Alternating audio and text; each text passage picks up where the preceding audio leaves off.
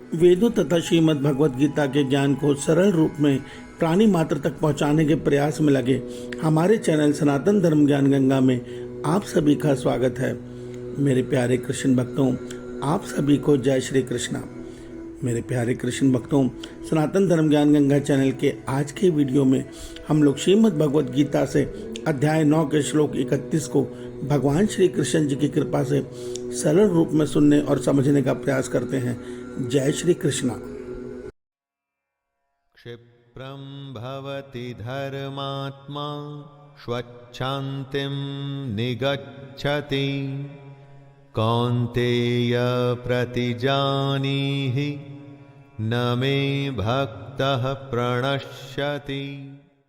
मेरे प्यारे कृष्ण भक्तों, श्रीमद् भगवद गीता के अध्याय 9 के श्लोक 31 में भगवान श्री कृष्ण जी अर्जुन के माध्यम से हम सब मनुष्यों को यह सत्य बता रहे हैं कि हे अर्जुन, जो मनुष्य मेरी शरण अन्य भक्ति लेकर मेरी शरण में आता है वह शीघ्र ही धर्मात्मा हो जाता है और सदा रहने वाली परम शांति को प्राप्त होता है। हे अर्जुन, तू निश्चय पूर्वक सत्य को जान कि मेरे भक्त का कभी नाश नहीं होता। मेरे प्यारे कृष्ण भक्तों, आइए आज श्रीमद् भगवद गीता के अध्याय 9 के श्लोक 31 को हम भगवान श्री कृष्ण जी की कृपा से सरल रूप में सुनने और समझने का प्रयास करते हैं। जय श्री कृष्णा।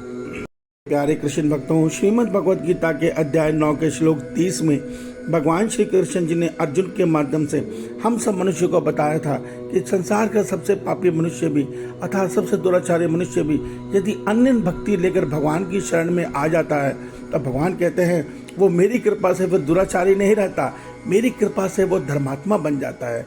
मेरे प्यारे कृष्ण भक्तों, इस संसार को हम नहीं ईश्वर चला रहे हैं। अंतर्यामी परमात्मा सबके हृदय में बैठकर अपनी माया से सबको भ्रमण करवा रहे हैं। जिसके जैसे प्रारब्ध हैं परमात्मा अपनी माया से उसको उसी प्रकार कर्म करवा कर ऊपर उठाते हैं या उसको जन्म दर जन्म नीचे भी गिराते हैं। तो इस श्लोक के सरल अर्थ को 9 के 30 और 31 को आइए हम सरल रूप में सुनने और समझने का प्रयास करते हैं। जय श्री कृष्णा। प्यारे कृष्ण भक्तों, इससे पहले के अध्याय में भगवान श्री कृष्ण जी ने हम सब मनुष्यों को ज्ञान योग और कर्म योग की शिक्षा दी है। ज्ञान योग और कर्म योग में बुद्धि की प्रधानता रहती है, अर्थात हमें अपनी बुद्धि को स्थिर करना होता है। स्थिर करने का अर्थ यह होता है कि इस बुद्धि और मन और बुद्धि को संसार के हर विषयों से हटाकर केवल आत्मा में स्थिर कर देना। तो जो वो बुद्धि की प्रधानता होती है उसमें मनुष्य जब इस कर्म योग या ज्ञान योग की साधना को सिद्ध कर लेता है तो वो उसकी बुद्धि जब आत्मा में से परमात्मा में स्थिर हो जाती है तो ऐसा मनुष्य स्थित प्रज्ञ कहलाता है।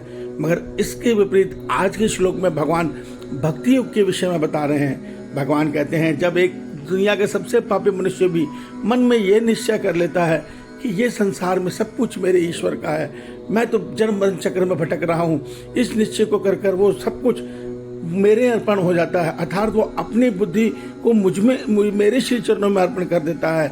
वो अपने बल को अपना बल नहीं समझता, अपने शरीर की क्षमता को अपनी क्षमता नहीं समझता, वो सब कुछ ईश्वर को सौंप देता है।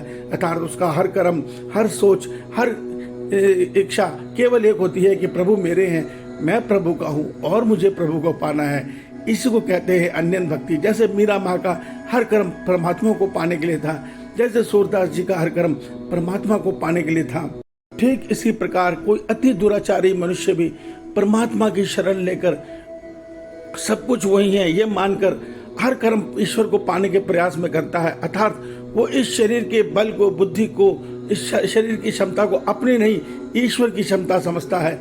उसी को कहते हैं अन्य भक्ति, उसी को कहते हैं ईश्वर के परायण हो जाना। इसको आप ऐसे भी समझिए जैसे एक अबोध बालक अपने पिता को उंगली थाम के मस्त अपना खेल में मस्त हो जाता है। उसके पिता उंगली थाम कर उसको आसानी से एक भीड़ भरी सड़क को पार करवा देते हैं। ठीक इसी प्रकार भक्त भगवान के परायण हो जाता है। वो अपनी बुद्धि नहीं लगाता, वो जो कुछ करता है बस ईश्वर को पाने के प्रयास में हर कर्म करता है। तो भगवान कहते हैं ऐसे अन्य भक्त मेरी कृपा से शीघ्र धर्मात्मा हो जाते हैं। क्यों? क्योंकि जो ये माया है, सत्व रज तम की माया, जिसमें 5 विकार हैं, काम क्रोध लोभ मोह अहंकार, ये ईश्वर की ही देन है।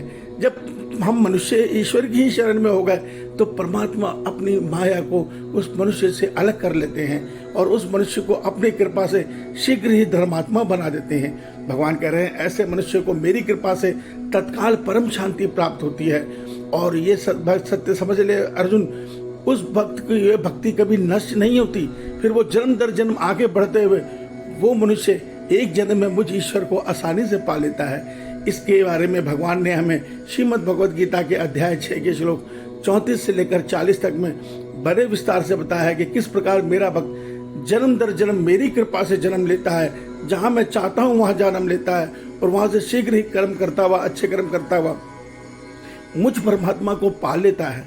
मगर अन्य जो लोग हैं, जो माया के अधीन हैं, जो केवल अपने मन की इच्छा पूर्ति के लिए माया के बंधन में बंधे कर्म कर रहे हैं, ऐसे मनुष्य को परमात्मा की प्रकृति ने चाहती है।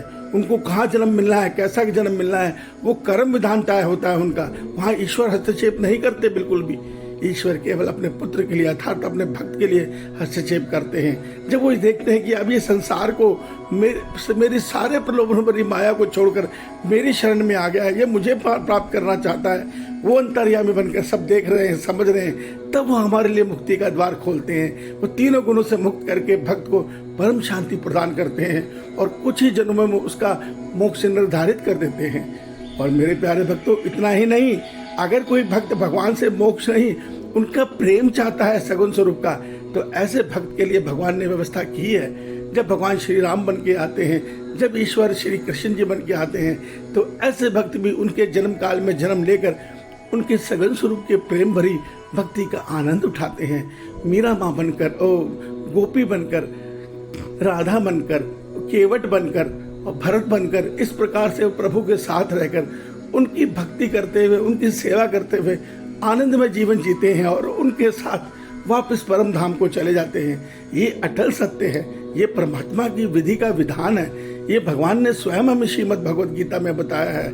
ये हमारे वेद और गीता का यही सार है। मगर आज का मनुष्य कलयुग में नाना प्रकार की बातें सुनता है, नाना प्रकार के पता नहीं कहाँ से क्या क्या सुनकर उनको धारण करके व्यर्थ के प्रपंच में फंसा है। इस सत्य को समझिए। ईश्वर आप सबका कल्याण करे। आपका दिन शुभ हो। जय श्री कृष्णा, जय श्री कृष्णा।